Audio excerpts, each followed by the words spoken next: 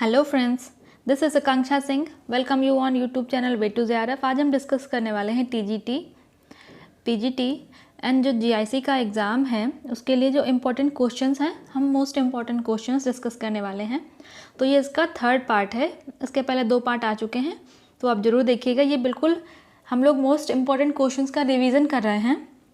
तो इसमें TGT, PGT, GIC और जो भी कई बार एग्ज़ाम में रिपीट हुए हैं क्वेश्चंस, वो सारे क्वेश्चंस हम डिस्कस करेंगे। एंड अगर अभी तक आपने चैनल सब्सक्राइब नहीं किया तो चैनल को भी सब्सक्राइब जरूर कर लीजिएगा। एंड स्टार्ट करते हैं वीडियो। तो पहला क्वेश्चन है कि एंजाइम्स क्या हैं। तो ये एंजाइम्स हैं, जो एंजाइम्स क्या हैं, एंजाइम्स मेनली किससे बने होते हैं। तो जो एंजाइम्स जो हैं ये प्रोटीन से बने होते हैं। जो एंजाइम हैं वो सारे एंजाइम प्रोटीन से बने होते हैं। यहाँ पे एक टर्म है, कई बार इसको पूछ लेते हैं कि जो सारे जितने भी एंजाइम्स हैं ये सारे एंजाइम्स प्रोटीन से बने होते हैं, बट जितनी भी प्रोटीन है वो सारी प्रोटीन एंजाइम नहीं है। मीन्स जो एंजाइम हैं वो प्रोटीन से बने होते हैं और ज़रूरी नहीं कि जितनी भी प्रोटीन है वो एंजाइम हो। तो ये एक कॉन्ट्रडिक्टरी टर्म है जिसको कई बार एग्जाम में पूछ लेते हैं। तो जो एंजाइम हैं ये प्रोटीन से बने होते हैं। और एंजाइम का काम क्या होता है, या एक रासायनिक पदार्थ है या किसी पदार्थ का उचित वातावरण में ही क्रिया करता है, या स्वयं परिवर्तित हुए बिना अन्य पदार्थों की रासायनिक क्रिया को प्रभावित करता है। उपयुक्त सभी, तो इसका ये उपयुक्त सभी, ऑल ऑफ दिस जो है इसका करेक्ट आंसर है। क्योंकि एंजाइम जो है ये एक केमिकल पदार्थ है, इसमें प्रोटीन के साथ और भी चीज़ें प्रेजेंट होती हैं। और ये जब इसको एक फेवरेबल इन्वायरमेंट मिलता है या फेवरेबल टेम्परेचर मिलता है और एक किसी फेवरेबल जो एक स्पेसिफिक एंजाइम स्पेसिफिक प्रोडक्ट पे ही काम करता है, तो जब उसके अकॉर्डिंग उसका प्रोडक्ट मिलेगा और टेम्परेचर और उसके आसपास का जो वातावरण है उसके अकॉर्डिंग मिलेगा, तब ये काम करेगा।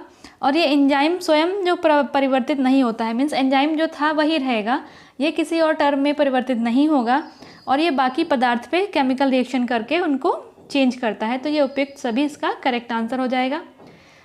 सो नेक्स्ट क्वेश्चन आता है, शरीर में श्वेतसार की अधिकता होने पर ग्लूकोज त्वचा के नीचे किस ऊतक के रूप में जमा हो जाता है। देखो, श्वेतसार मीन्स स्टार्च है, ठीक है। यहाँ पे बात की गई है स्टार्च की, और स्टार्च में भी क्या बात की गई है कि ये ग्लूकोज त्वचा के नीचे किस ऊतक के रूप में जमा हो जाता है, ठीक है। एंड यहाँ पे बात की है कि टिश्यू की, कौन से टिश्यू में जाके ये कन्वर्ट, मतलब कौन से टिश्यू में जाके जमा होता है।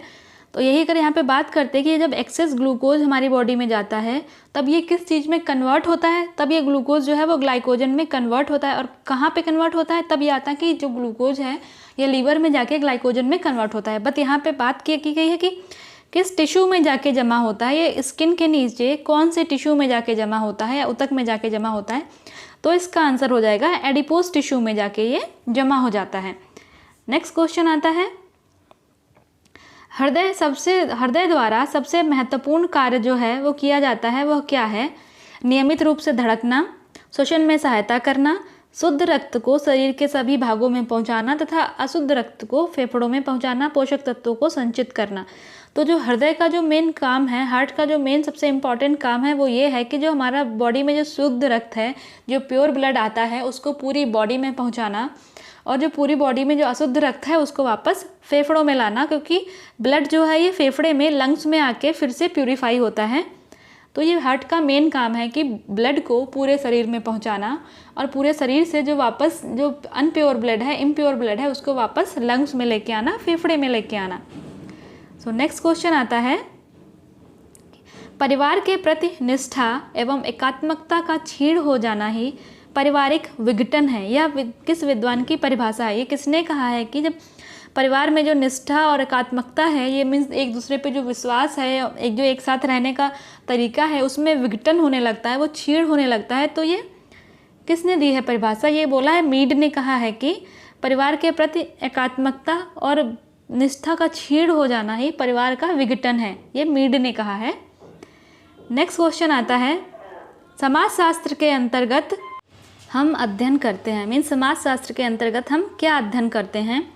ऑप्शन है सामाजिक समूहों का, सामाजिक संबंधों का, सामाजिक प्रक्रियाओं का, या उपयुक्त में से सभी का। तो समाजशास्त्र के अंतर्गत हम सामाजिक समूहों का, सामाजिक संबंधों का, सामाजिक प्रक्रियाओं का, सभी का अध्ययन करते हैं। तो इसका करेक्ट आंसर हो जाएगा उपयुक्त सभी का। नेक्स्ट क्वेश्चन आता है, निम्न सघनता वाले कपड़े हैं, ऐसे कपड़े जिनकी जो डेंसिटी होती है वो लो होती है। तो जो लो डेंसिटी वाले कपड़े हैं वो कैसे होते हैं? बेहद हस्त होता है, लचीलापन होता है, आवरण कम होता है या भार कम होता है। जो लो डेंसिटी वाले कपड़े होते हैं उनका जो भार है, वेट है, वो कम होता है। जैसे पॉलिस्टर है, पॉलिस्टर की डेंसिटी है वो लो डेंसिटी होती है और पॉलिस्टर का वेट जो है वो कम होता है। जो हाई डेंसिटी की बात करें, जैसे कॉटन है, कॉटन में डेंसिटी थोड़ी ज़्यादा होती है और वो कॉटन का वेट भी थोड़ा हैवी होता है। तो जो लो डेंसिटी कपड़े होते हैं इनका वेट जो है वो कम होता है, भार जो है वो कम होता है। नेक्स्ट क्वेश्चन आता है, वस्त्र मंत्रालय नवंबर में सृजित हुआ था। वस्त्र मंत्रालय ये टेक्सटाइल मिनिस्ट्री नवंबर में कब बना था? तो ये 1985 दिया है, कहीं कहीं पे ये क्लोज टू 89 भी दिया है। तो आपको दोनों में से जो भी ऑप्शन मिलता है, अगर 85 है तो 85 लगाइएगा और अगर 89 है तो 89 लगाइएगा, क्योंकि कहीं कहीं पे ये 89 भी दे रखा है। तो जो वस्त्र मंत्रालय है, टेक्सटाइल मिनिस्ट्री, ये नवंबर 1985 में स्थापित हुआ था, सृजित हुआ था। नेक्स्ट क्वेश्चन आता है, रेशे के वह गुण जिसमें रेशे को दबाने के पश्चात छोड़ देने पर वह पुनः अपना पूर्व आयतन प्राप्त कर लेता है कहलाता है। मीन्स जो फाइबर हैं या उनको जब हम खींचते हैं या उनको डिफॉर्मेशन करते हैं, उसके बाद हम उनको छोड़ देते हैं, फिर वो अपनी जैसे उनका पोजीशन था, जैसे उनका शेप था, वापस अपनी शेप में आ जाते हैं। इसको क्या कहते हैं? तो इसको कहते हैं रेजिलेंसी, प्रतिस्कंदता। लचीलापन मीन्स फ्लेक्सिबिलिटी होती है, ठीक है। जब उनको फाइबर को जब इनको खींच के डिफॉर्म करके या कैसे भी करके छोड़ देना, फिर वो वापस अपनी शेप में आ जाते हैं, जैसे वो पहले थे वैसे ही आ जाते हैं। तो उसको बोलते हैं रेजिलेंसी, प्रतिस्कंदता। तो आपको बताना है कि जो ये रेजिलेंसी है ये प्राइमरी प्रॉपर्टी है या सेकेंडरी प्रॉपर्टी है। रेजिलेंसी जो है ये फाइबर की प्राइमरी प्रॉपर्टी है या सेकेंडरी प्रॉपर्टी है, ये आपको कमेंट सेक्शन में आंसर करके बताना है। नेक्स्ट क्वेश्चन आता है, रेशे की सूक्ष्म बीन मीन्स माइक्रोस्कोप से जब परीक्षण करते हैं तब ऐंठी और कोशिकानुमा रचना दिखाई देती है, तब वह रेशा होता है। ऐसे फाइबर्स जिनको हम माइक्रोस्कोप में देखते हैं तब ये चपटे चपटे दिखाई देते हैं और कहीं कहीं पे ऐसे कन्वल्सन्स प्रेजेंट होते हैं। तो ये कौन सा फाइबर होता है? तो ये होता है कॉटन का। कॉटन का फाइबर जो है इसमें कन्वल्सन्स दिखाई देते हैं, मीन्स ऐंठन दिखाई देती है और चपटे दिखाई देते हैं। और अगर हम बात करें रेयॉन की और रेशम की, तो रेयॉन भी आर्टिफिशियल सिल्क बोलते हैं, सिल्क तो है ही सिल्क। तो इन दोनों का माइक्रोस्कोपिक स्ट्रक्चर लगभग एक जैसा होता है, ऐसे ट्रायंगुलर जैसा, ये ट्राइनॉट जैसा होता है और ये बिल्कुल स्मूथ होता है। और अगर हम ऊन की बात करें, वूल की बात करें, तो उसमें ऐसे ऐसे स्केल्स दिखाई देते हैं। जो ऊन है इसकी जो फाइबर की जो सरफेस है उस पर स्केली स्ट्रक्चर दिखाई देता है, स्केल्स दिखाई देते हैं। नेक्स्ट क्वेश्चन आता है, इनमें से किस प्रकार का वस्त्र सबसे खराब है? तो इनमें से किस प्रकार का वस्त्र सबसे खराब है? ऑप्शन क्या है? खुदरा और मोटा, पतला और चमकदार, मध्यम और मुलायम या पारदर्शी। जो पारदर्शी वस्त्र होता है ये बिल्कुल सबसे खराब वस्त्र होता है, पारदर्शी वस्त्र। नेक्स्ट क्वेश्चन की हम बात करें तो ये है, इनमें से कौन सी रजिस्ट डाइंग की टेक्निक है? रजिस्ट डाइंग, रजिस्ट मतलब जहाँ पे हमें कलर नहीं करना है कपड़े में, वहाँ पर उस चीज़ को हम बांध देते हैं या फिर कुछ वैक्स लगा देते हैं या कुछ भी लगा देते हैं, कुछ ऐसा रेजिस्टेंट मटेरियल लगा देते हैं जिससे कलर वहाँ तक नहीं पहुँचे। तो जो टाई एंड डाई है ये रजिस्ट डाइंग होती है, रजिस्ट टेक्निक होती है प्रिंटिंग की या डाइंग की। वैसे बात करें तो बाटिक भी है और इकट भी है, ठीक है। तो ये उसमें से अगर आंसर आता है तो उपयुक्त सभी हो जाएंगे, बट ये DSSB TGT 2014 का पेपर है जिसमें आयोग ने टाई एंड डाई को सही किया है, ठीक है। बट अगर हम रजिस्ट डाइंग की बात करें, क्योंकि हम बाटिक में भी हम जो कपड़ा है उसमें हम वैक्स लगा देते हैं जहाँ पे हमें कलर नहीं चाहिए होता है, टाई एंड डाई में हम कपड़े को बांध देते हैं जहाँ पे हमें कलर नहीं चाहिए होता है, इकत में भी हम डाइंग करते हैं। तो मीन्स तो ये हैं सारी रजिस्ट डाइंग ही। तो अगर हम अपने अकॉर्डिंग बात करें तो इसमें से उपयुक्त में से सभी आंसर सही है। बट जो DSSB TGT का एग्ज़ाम 2014 में हुआ था, इसमें आयोग ने टाई एंड डाई को सही माना है, बट इसका आंसर हो जाएगा उपयुक्त में से सभी।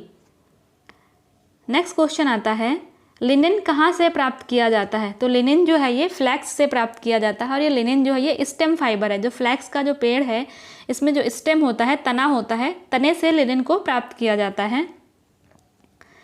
नेक्स्ट क्वेश्चन आता है, स्टेपल तंतु का उदाहरण है। स्टेपल फाइबर कौन से हैं? तो स्टेपल फाइबर जो है वो जूट जो है ये स्टेपल फाइबर है। बाकी रेशम हमने पढ़ा है कि ये फिलामेंट होता है, और डेक्रॉन एंड नायलॉन ये सिंथेटिक फाइबर्स हैं। तो सिंथेटिक फाइबर तो वैसे भी फिलामेंट फॉर्म में बनते हैं। तो बचा क्या? जूट। तो जूट ये हो गया स्टेपल फाइबर होता है जूट। नेक्स्ट क्वेश्चन आता है, रेशे को पानी में भिगोने पर इनकी मजबूती कम हो जाती है। इनमें से कौन सा रेशा है जिसको जब हम पानी में भिगोते हैं तो इनकी मजबूती जो है वो कम हो जाती है? तो ऊन जो है, ऊन को जब हम पानी में भिगोते हैं तो इसकी 30 से 40% की मजबूती जो है वो कम हो जाती है। और सूती कपड़े को जब हम पानी में भिगोते हैं तो उसकी स्ट्रेंथ इम्प्रूव हो जाती है, मजबूत हो जाता है ये। नेक्स्ट क्वेश्चन आता है, टैग लॉक ऊन क्या है? जो टैग लॉक ऊन है ये निम्न श्रेणी का ऊन है। टैग लॉक ऊन को हम निम्न श्रेणी का ऊन कहते हैं। फिर नेक्स्ट क्वेश्चन आता है, सासमीरा का सही रूप बताएं। सासमीरा क्या है? इसका फुल फॉर्म क्या है? ये तो टेक्सटाइल से रिलेटेड क्वेश्चन है। तो सासमीरा का जो फुल फॉर्म है वो है synthetic and art silk mill and research association. Synthetic and art silk mill and research association, ये सासमीरा का फुल फॉर्म है। नेक्स्ट क्वेश्चन आता है, किस प्रकार के सिल्क में कीड़े को मारा नहीं जाता है? हमें पता है सिल्क जो मिलता है वो सिल्क वॉर्म से मिलता है। तो इसमें जब हम सिल्क को निकालते हैं उसके पहले उसकी जो कोकून है पूरा उसको हम पानी में बॉईल करते हैं, जहाँ से हम थ्रेड निकालते हैं। तो वो जब उसको हम बॉईल करते हैं तो ये कोकून जो है ये मर जाता है। तो इसमें से कौन सा सिल्क है जिसमें कीड़े को मारा नहीं जाता है? तो ये जो मूंगा सिल्क है, मूंगा सिल्क में कीड़े को मारा नहीं जाता है। नेक्स्ट क्वेश्चन आता है, अंडे से कीड़े बनने तक की अवस्था में कौन सा क्रम सही है? तो अंडे से कीड़ा मीन्स अंडा फर्स्ट स्टेज है, सबसे पहले एग बनता है, लास्ट में कीड़ा है तो कीड़ा ये कोकून बनता है, ठीक है। तो इसका पूरा सही स्टेज क्या है? तो पहले अंडा होता है, फिर लार्वा होता है, फिर प्यूपा होता है, फिर कीड़ा बनता है। तो ये इसका सही सीक्वेंस है, पहले अंडा बनेगा, फिर लार्वा, फिर प्यूपा, देन उसके बाद कीड़ा। नेक्स्ट क्वेश्चन आता है, इनमें से कौन सा पुनर्निर्मित रेशे का उदाहरण है? पुनर्निर्मित मीन्स रीजेनरेटेड फाइबर, और हमने पढ़ के रखा है जो रेयॉन है ये सेलुलोजिक रीजेनरेटेड फाइबर है। तो रेयॉन जो है ये सेलुलोजिक रीजेनरेटेड फाइबर है। एंड आपको बताना है कि जो ये रेजिलेंसी होती है रेजिलेंसी जो है ये फाइबर की प्राइमरी प्रॉपर्टी है या सेकेंडरी प्रॉपर्टी है? तो इसका आंसर आपको कमेंट सेक्शन में देना है कि रेजिलेंसी जो है ये फाइबर की प्राइमरी प्रॉपर्टी है या सेकेंडरी प्रॉपर्टी है। एंड अगर वीडियो आपको अच्छा लगे तो लाइक एंड शेयर जरूर करिएगा। खिलाड़ियों द्वारा पहने जाने वाले वस्त्रों के लिए काम में आने वाला तंतु है। खिलाड़ी जो वस्त्र पहनते हैं उनमें सबसे ज़्यादा कौन सा फाइबर यूज होता है या कौन सा फाइबर जो है वो यूज़फुल होता है? तो ऑप्शंस क्या हैं? स्पैंडेक्स, कांच युक्त, धातु युक्त या कार्बन युक्त। तो जो स्पैंडेक्स होता है ये फ्लेक्सिबल होता है। तो जो खिलाड़ी जो कपड़े पहनते हैं ये उनके कपड़े फिटेड और फ्लेक्सिबल होने चाहिए। तो इसीलिए जो स्पैंडेक्स के जो कपड़े होते हैं ये खिलाड़ियों के द्वारा ज़्यादा प्रेफर किए जाते हैं। जो एथलीट्स हैं उनके लिए उनके जो कपड़े बने होते हैं वो स्पैंडेक्स से बने होते हैं क्योंकि इनमें इलास्टिसिटी अच्छी होती है। नेक्स्ट क्वेश्चन आता है, रेशा जो अग्नि से प्रभावित नहीं होता है और अम्ल का असर नहीं होता है वह है ऐसा रेशा जिसमें फायर अग्नि से कोई प्रभाव नहीं पड़ता है, फिर ये अम्ल एसिड हो या प्लाइवल हो या कुछ भी हो, उस पर किसी चीज़ का कोई असर नहीं पड़ता है। तो हमने अभी तक क्या पढ़ा है? जो मिनरल फाइबर होते हैं उन पे इसका असर नहीं पड़ता है। और मिनरल फाइबर कौन सा है? वो है हमारा मिनरल फाइबर। एस्बेस्टस हमारा मिनरल फाइबर है, natural mineral fibre. So next question आता है,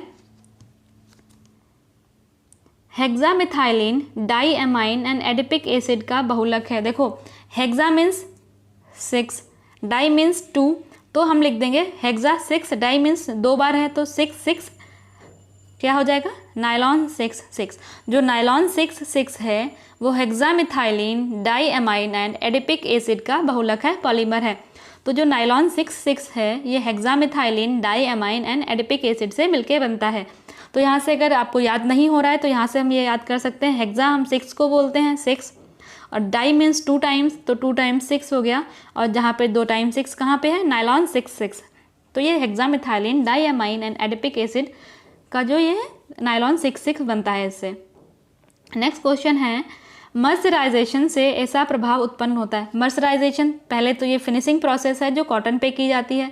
मर्सराइजेशन जो है फिनिशिंग प्रोसेस है जो कि कॉटन पे की जाती है, और मर्सराइजेशन से स्पेशली मर्सराइजेशन की जाती है लस्टर इम्प्रूव करने के लिए, चमक में बढ़ोतरी के लिए, चमक कपड़े की जो है चमक को, शाइन को इम्प्रूव करने के लिए मर्सराइजेशन किया जाता है, और ये मर्सराइजेशन मेनली कॉटन पे की जाती है। नेक्स्ट क्वेश्चन आता है, एक अच्छा लेवल निम्नलिखित में से संबंधित जानकारियाँ प्राप्त करता है। जब हम कपड़े खरीदने जाते हैं तो उनमें एक लेबल लगा होता है, वो टैग लगा होता है, वो टैग पढ़ते हैं। तो वो टैग क्यों लगा होता है, उससे हमें क्या इन्फॉर्मेशन मिलती है?